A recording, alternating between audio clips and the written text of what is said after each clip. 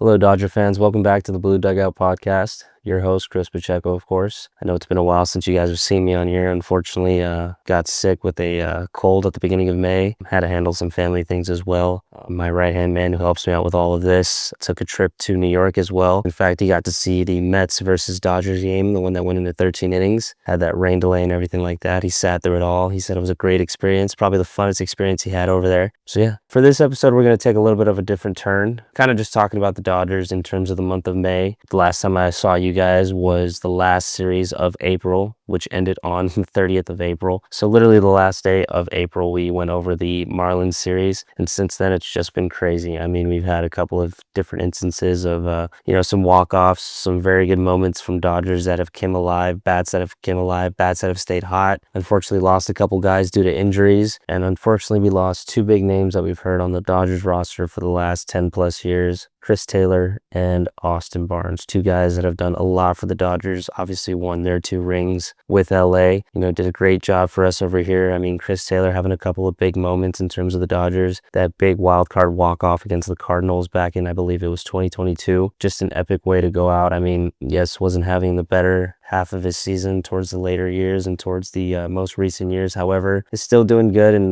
did get a recent deal with the Angels. So I wish him nothing but the best of luck and hope he does well over there. Austin Barnes, of course, being the backup to Will Smith. Austin Barnes being a very good defensive catcher, in fact, was preferred by a lot of different pitchers throughout the Dodgers rotations, throughout different Dodgers in history. He's also been a big bat sometimes in different instances as well. He's had a couple of postseason moments when we won it back in 2020. So hats off to those two guys. Wish them nothing but the best of luck. Chris Taylor over in Anaheim. I really do hope Austin Barnes ends up somewhere. He seems like he could be a very good backup catcher, even a starter somewhere that needs a catcher. I mean, right now there are a lot of good catchers in the major leagues, a lot of guys that are doing pretty good. So we'll see where he ends up. We'll see if he can end up being a backup for one of these guys in the National League or even the American League. So once again, let's jump into this one in terms of the Dodgers in the month of May. So in the last 7 series that we had in May, the Dodgers have won 5 out of those last 7, which is pretty good. We had Atlanta, we had the A's, we had Arizona for a few games, which were pretty crazy. And honestly, Arizona being one of those bigger hitting teams in the National League, coming up against the Dodgers the way they did. I mean, it looks like it's going to be a pretty good matchup towards the later half of the season and maybe even into the postseason. This may even be a team that we may have to face in the postseason at some point. I mean, as well, the Giants being another team that are coming up right now. They're right behind the Dodgers, only 2.5 games back.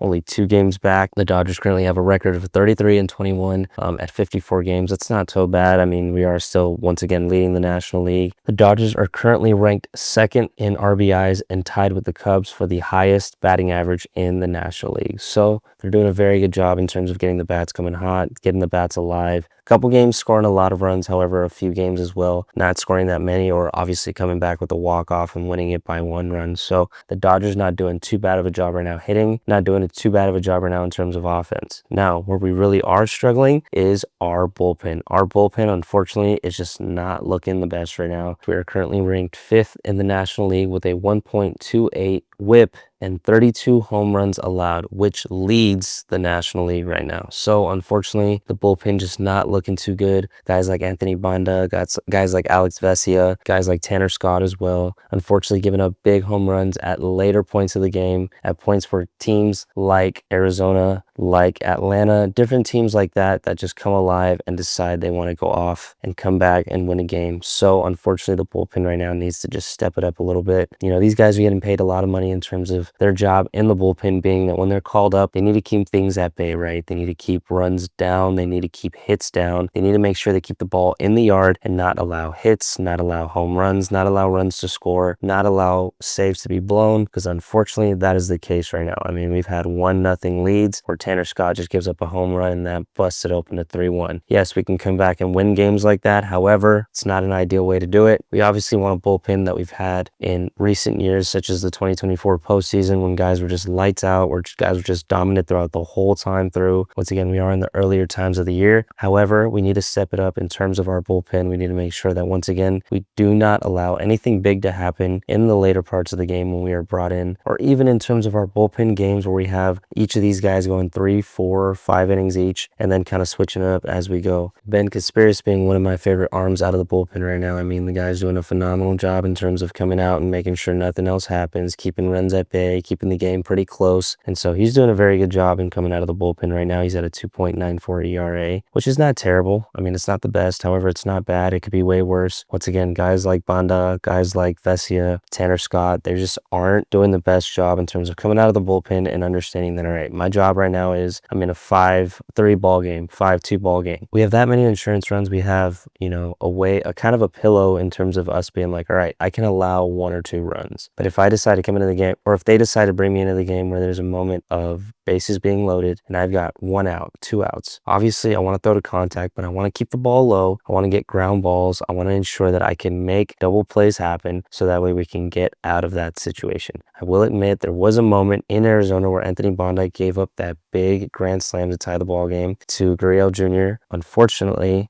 in my opinion, that kind of was a good piece of hitting on the hitter's behalf. Anthony Bondi did not keep that ball up. That ball was at the bottom of the zone inside, and unfortunately that guy just went down and got it and put it in the left field, ended up tying up that ball game. So yes, of course, we all want to get mad at him for that. We all think that it's all these girls distracting him in the bullpen, whatever the case may be. However, he does need to come back a little bit more focused. He needs to be a little bit better. He's been doing not too bad in terms of the Mets, not too bad in terms of any other team. However, recently, obviously, we've seen that guys like him, guys like Tanner Scott, guys like Alex Vesia have been giving up home runs and have been giving up these different opportunities to teams that unfortunately turns games around. And at that point, we either need to come back, win it with a walk-off, or we lose the game. And, that's just not the ideal way. That's not the way we want to go about games. We want to ensure, once again, that we keep runs at bay, we keep the game close, and we can keep runs from scoring. So that is one thing we definitely have to work on in terms of our defense. However, in terms of pitching, we still have one of the most dominant pitchers in the major leagues right now. Yoshinobu Yamamoto has still been absolutely lights out in terms of his performances. Different teams like the Diamondbacks, the Braves, unfortunately didn't have that great of a start against the the Sacramento Athletics. I'm not even sure what team they are now. Unfortunately, didn't have the best start against them, but still doing a great job throughout the 2025 season. I feel like he's putting up a Cy Young award-winning performance. I mean, the guy, once again, has just been absolutely lights out. His pitches are absolutely dirty, throwing a fastball, throwing that curveball, throwing that splitter. That splitter is absolutely nasty. I mean, that thing stays in that tunnel of a fastball, drops last minute right underneath bats,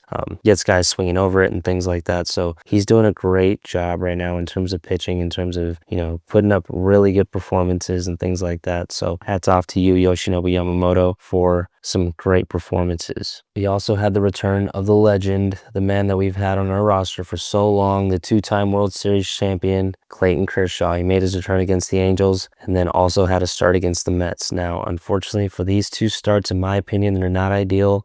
For it only being 2 games, he's already at a 7.50 ERA. He unfortunately has given up a lot of walks already, a lot of hits, already 5 earned runs against the Angels. So no earned runs against the Mets, which is good. However, a 7.50 ERA is really no way to start the season, no way to come back and have any type of return like that, especially for someone like Clayton Kershaw. Now, in my opinion, when it comes to somebody like Clayton Kershaw, yes, he's done a lot for this team in terms of how much he's given, in terms of how hard he works, all the accomplishments he has made, the fact that he tied Cy Young award-winning Sandy Koufax in terms of how many Cy Youngs they brought back to the Dodgers. That is phenomenal. To be compared to somebody like Sandy Koufax, obviously one of the greatest pitchers of all time, is truly a remarkable accomplishment. And honestly, I really wish Clayton Kershaw the best of luck in terms of the 2025 season. However, I think this might be his last. Clayton Kershaw has been around for quite some time. He has his 2 rings. This is somebody that we want to remember as somebody who went out as a star, as a legend. I get that he may have not wanted to go out on an injury like he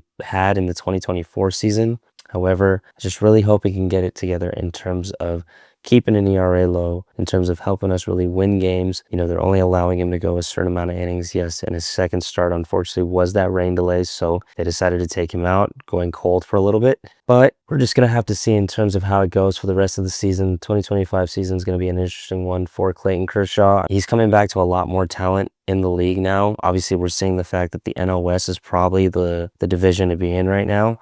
Some very, very big hitting teams in the NL West. The Padres, the Giants, the Arizona Diamondbacks, backs. Once again, it's going to be very interesting for Clayton Kershaw to come back in this 2025 season. I really wish he does the best. I hope and pray for nothing but the best for Clayton Kershaw. He's doing a great job in terms of coming back and giving it his all once again, but I really want to remember him on his better days. I want to remember him as a great pitcher. Really hope he doesn't push it to the point where he's having, these 7+ ERA seasons and, decides to still want to keep going to think that he can have one more. Once again, if that's it, that's it. He has his 2 rings. He's done a lot for LA. If anything, he can even come back in terms of being on the pitching staff, in terms of somebody who is a veteran, and in terms of somebody who will come back in the 2025 or maybe the 2026 season, it can be somewhat of a pitching coach to somebody else. So Clayton Kershaw, really wish you the best, and let's see how we do in the 2025 season. In terms of other returns, Tommy Edman and Teoscar Hernandez both come back from the IL, and those 2 guys are still doing pretty good. Teoscar Hernandez, of course, going off. He's having home run after home run, moment after moment. Of course, that big double that he got against the Mets to win that 13-inning game, that was a phenomenal moment for him. Teo, obviously being somebody that's not on his way out, right? Not somebody who's a lot older or,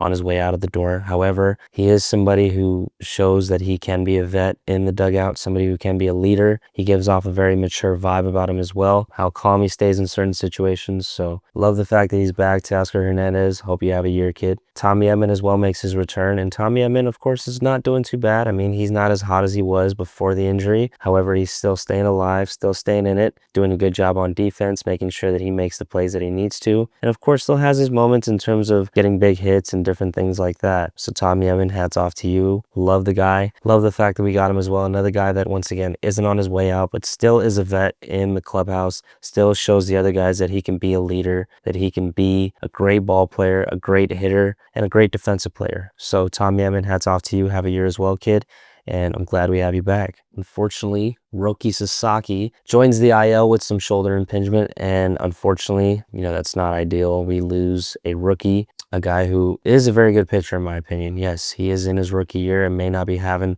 the ideal start to anyone else's rookie year. However, he's doing a great job. He's in the major leagues. He's a kid coming from Japan, coming from a completely different country where they play the game differently, where conditions are different, where, I think the ball size is even a little bit different. I think the balls in Japan are a little bit smaller than Major League Baseball. So, a lot of different factors in terms of that. However, as well, one thing that was noticed in terms of Roki Sasaki is how much velocity he has lost.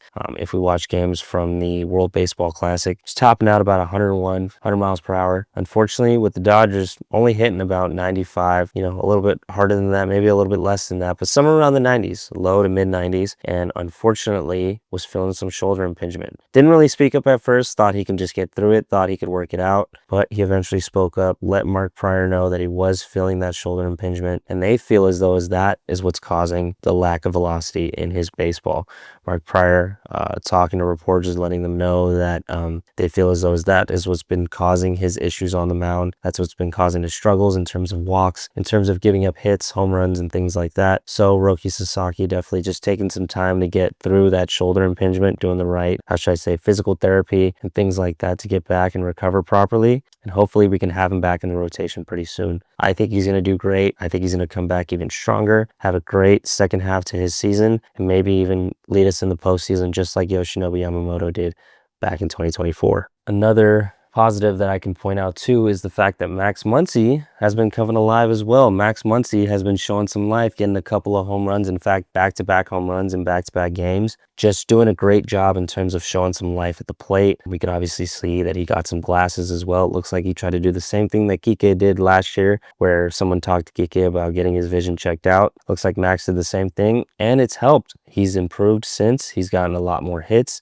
has ended the home run drought, and even got some more after that. 3 home runs right now in the season for Max Muncy, and in fact got a walk-off sacrifice fly against the Arizona Diamondbacks to win that ball game. So Max Muncy showing some life. I love the guy. Once again, I told you guys before that my money's on him. I still believe that he's going to have not a breakout season. Let me take that back. He's going to have a better season. He's going to improve from here on out. I think he's going to get better through the 2025 season, all the way to the postseason. I feel as though he's even going to have some big hits there, and he's just going to help us more and more throughout the 2025 season. So Max Muncy, hats off to you, kid, for the improvement. See nothing but improvement in you, and I hope to see nothing but more improvement in you throughout the 2025 season. One negative I can also point out too is the fact that Michael Conforto right now is just still not coming alive at the plate. I mean, this guy is staying super, super cold at the plate, getting hits here and there, but just not coming alive in terms of where he needs to. We rewind to the Dodgers versus Mets, the final game, saw him coming up to the plate, and unfortunately just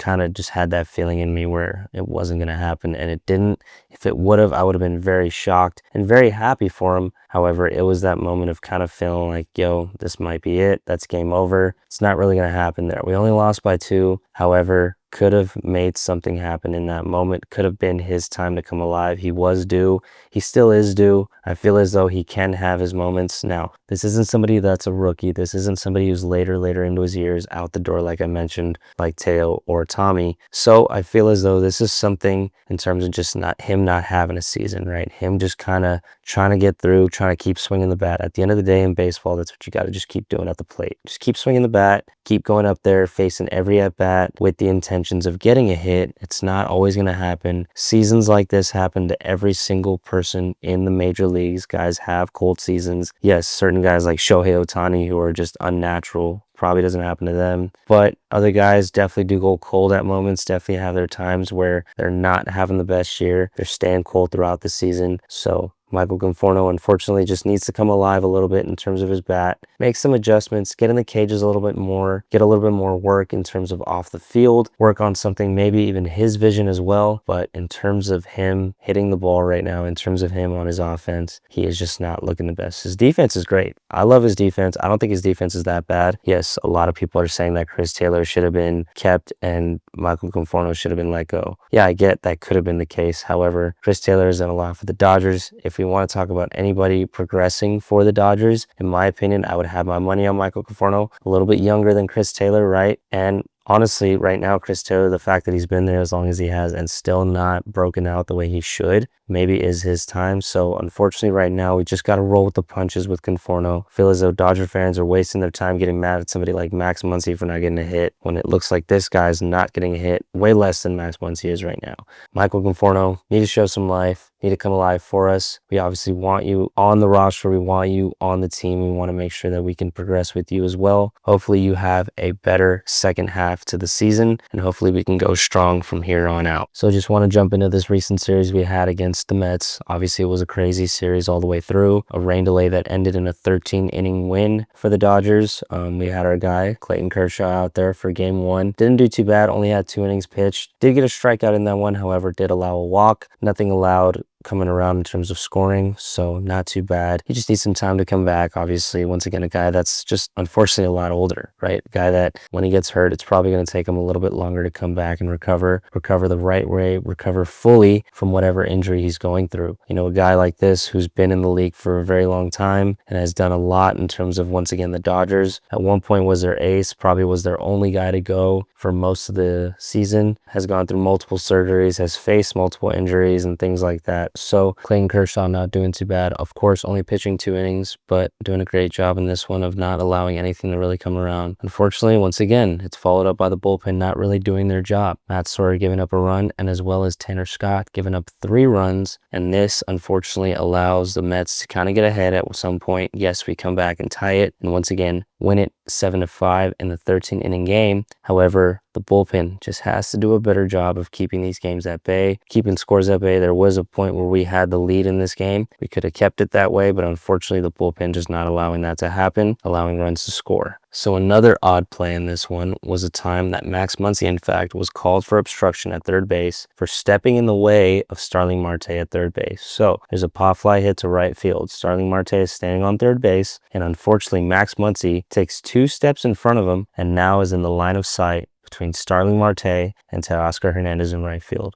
That meaning that he obstructed the runner, he got in his way, could not let him see if the ball was caught or when the ball was caught. Therefore, when Starling Marte took off to home plate, he was thrown out by a mile. I'm not going to lie, that's probably Teo's arm. It's probably how slow Starling Marte is. So unfortunately, Max Muncy stepping in the way of Starling Marte allows the run to score and unfortunately turns this game around. So it was just a very big game changer in both times of the game. Two very close plays, two very good plays by the Dodgers, but just unfortunately sometimes certain guys don't know different rules or different rules could be misconstrued. So the Dodgers take that one 7-5 in 13 innings. Unfortunately, it's followed up by 2 losses after that. We unfortunately couldn't take the series. Our bats really weren't coming alive at times that they needed to. Once again, guys like Michael Conforto going cold.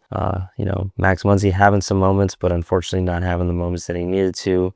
Mookie Betts not having some moments. Freddie Freeman still staying alive and still staying in it. Him as well going cold. And Shohei Ohtani unfortunately not showing life on the bat as well. So they unfortunately lose it 2-1 against the Mets. And now, so once again, that makes it the second series lost. Out of 7 series, we have won 5. We still have a couple more series to the end of May. We are headed to Cleveland, where we have the Guardians, and we have our big guy, Yoshinobu Yamamoto, on the mound, where he should be lights out as he's been throughout this whole season. He's been doing, once again, a great job of pitching, great job of keeping his runs down. Right now, currently at a 1.97 ERA. So we've got a couple more series in May. We've got this one against the Guardians, and then we've got our postseason rematch, our World Series rematch against the Yankees back in LA. Hopefully we can take this one against the Guardians and win this series. So that concludes this episode of the Blue Dugout Podcast. Once again, make sure you leave a like if you haven't already. Subscribe to the channel if you are new. This is Chris Pacheco wishing you a very pleasant afternoon wherever you may be.